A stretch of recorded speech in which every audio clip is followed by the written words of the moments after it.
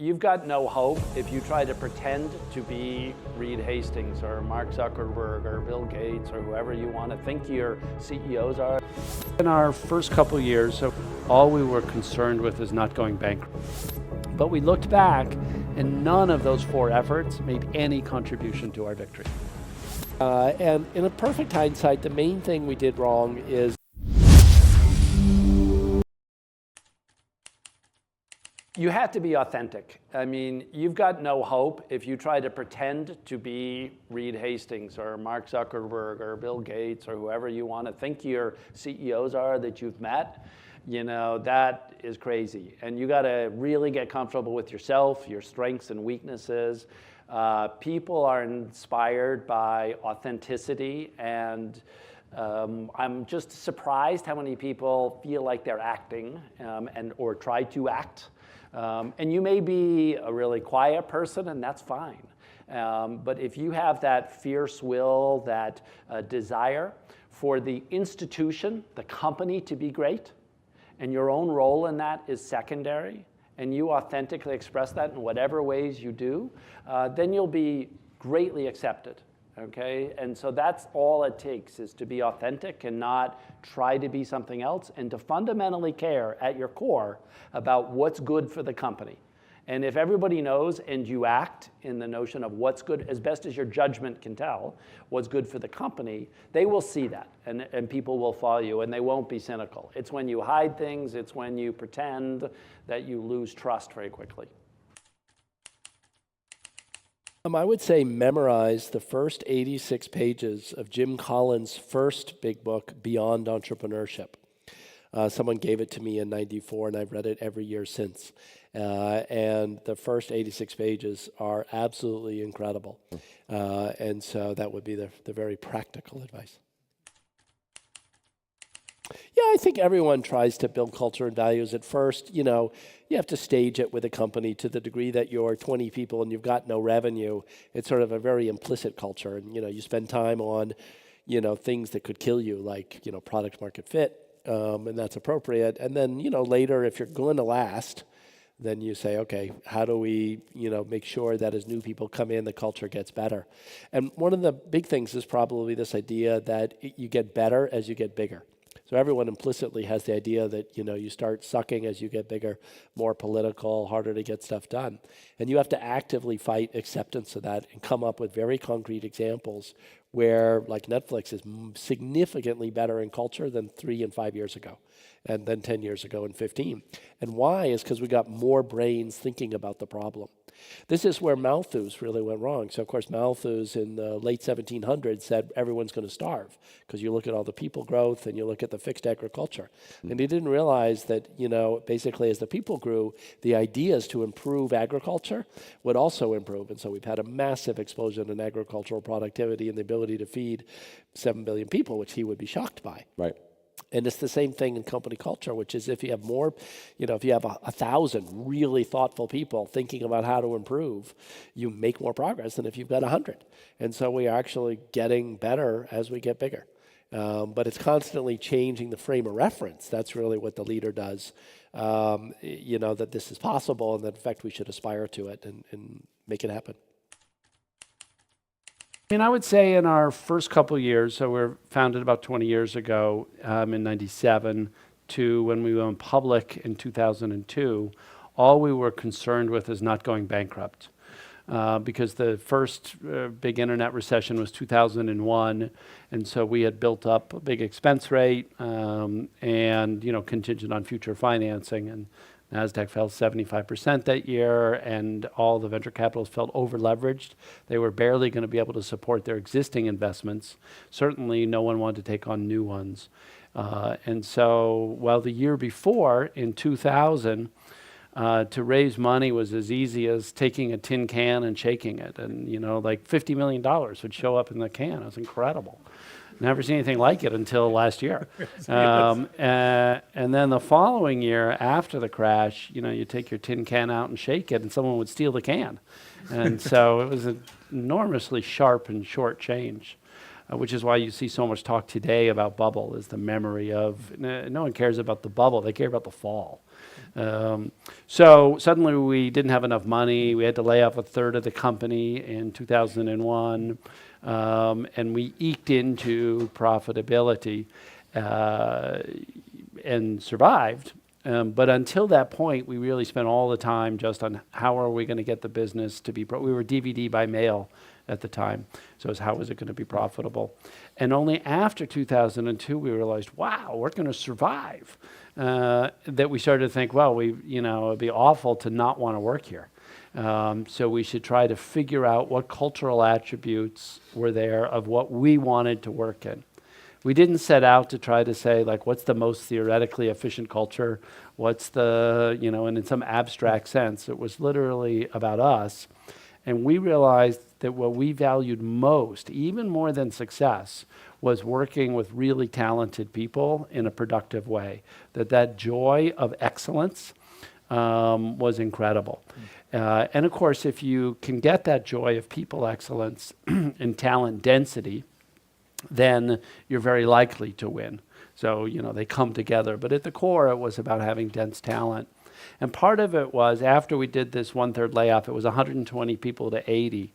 We had expected to basically grind to a halt and really not be able to make any improvements because it would take 80 people just to keep the lights on.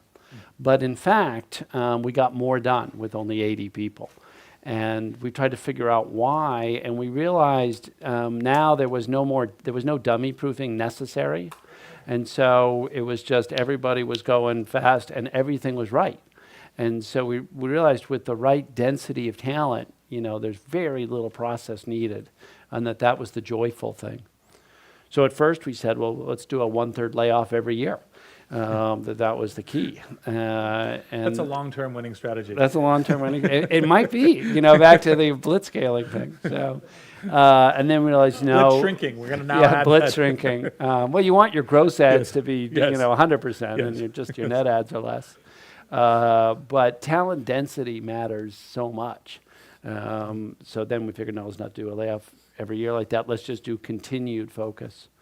And the big evolution we came to is for managers, they have to each year testify for each of their people that if that person were trying to quit, they would try to change their mind.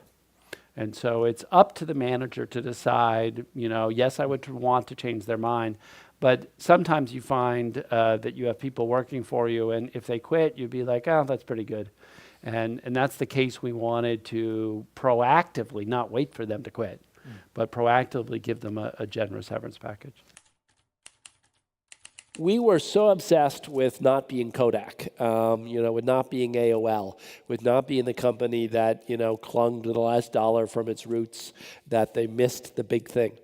And so we said, we looked at, even Blockbuster was run by very sharp people. And so, very smart managers stick to the current models too much. And we said, look, if there's a bias, we have to be more aggressive than we're comfortable.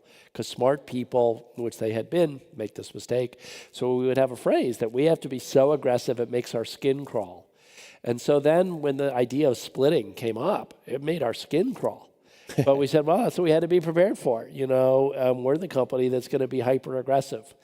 And in a perfect hindsight, the main thing we did wrong is not grandfathering the pricing. So if we had grandfathered so it wasn't an effective price increase, it would have been fine. But we missed that. We didn't do that. And so there was a huge uproar because we took 20 million U.S. households in the middle of the 2008 recession and gave them a 60% price increase. So then the mob effect and crowd effect kicked in, and we went from loved to hated very quickly. And so, in hindsight, it's kind of obvious. Like, should I give 20 million people in the middle of a recession a 60% price increase? No. But, we were blinded by this desire to not get trapped with DVD. So we got through it barely, but, and of course now DVD's pretty separate. DVD's about 6 million members, and they love the service, and it's got great selection. DVD's got some real advantages. And then now we've got 35 million US streaming and about 15 million international. That's great. '03 and '04 were growing really fast. '05 Blockbuster attacks. And so we thought we were very clever. We came up with a number of ways to counterattack. And remember that everybody's got every DVD. So you've got basically the same, Blockbuster and us had the same content offering because it's non-exclusive licensing to get DVDs. So we could differentiate on our service fulfillment levels were 99% and theirs were 89. But that's like a really abstract for a customer, you know, thinking of signing up doesn't mean anything, right? And then they discounted massively, so it was like half our price. And so we were losing share. So, you know, we were struggling with what to do about it. So we did 3 or 4 big efforts. One is in the end of '05, we added Netflix Friends, which was our own social network. And remember in '05, you know, Facebook's just on a few universities, okay? So our own social network amongst our members. And if you enabled each other, you could see what each other were renting and rating. And we thought, wow, the viral effects of this would be really powerful, et cetera. We added ad sales. Back in the day, it was like a Yahoo type banners, and we sold banners, you know, above the choosing interface. We added used DVD sales on our site to consumers. So, you know, of course, we had some excess DVDs from 4 years ago. So we added an operation to sell them for $4 a pop. And, you know, it's a different logistics, but we added all that. And we added Red Envelope Entertainment, which was a group that we brought in to buy DVDs, buy films out of Sundance and similar festivals to then publish them on DVD, so getting into content. So we did these 4 efforts. And each one, you know, was a dozen people, 15 people, and made us feel great. I mean, the employees loved them because, you know, here was a tangible thing that was not just 98% versus 89%. Here was a thing that they couldn't do or weren't doing. It was a differentiator, right? And wasn't management so clever? And we went through these waves of battles in '06 and '07. And in the end, we won. They ended up closing down their online thing and 2 years later going completely bankrupt. But we looked back and none of those 4 efforts made any contribution to our victory. And one by one, we had closed them down along the way, every single one of those 4. And so in hindsight, we realized when attacked, we should retreat to do the core better and not try to broaden the surface of attack, essentially. And it was a great lesson for us of focus. And so now when people say, aren't you getting into news or sports? We're like, absolutely not.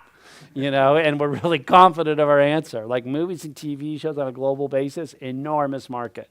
And so we're much less subject to being prone to go off and chase the shiny object, to try to have something in a checklist to differentiate and to trust. And in hindsight, if we had just gone from like 98% perfect to 99.9, we would have done a lot more for the business. And, you know, and it's hard work. It's operational logistics, how to get DVDs not to break. I mean, the amount of polycarbonate analysis we had to do is all this stuff. We would have beaten Blockbuster sooner than we did. And so that's one of the great lessons out of that time.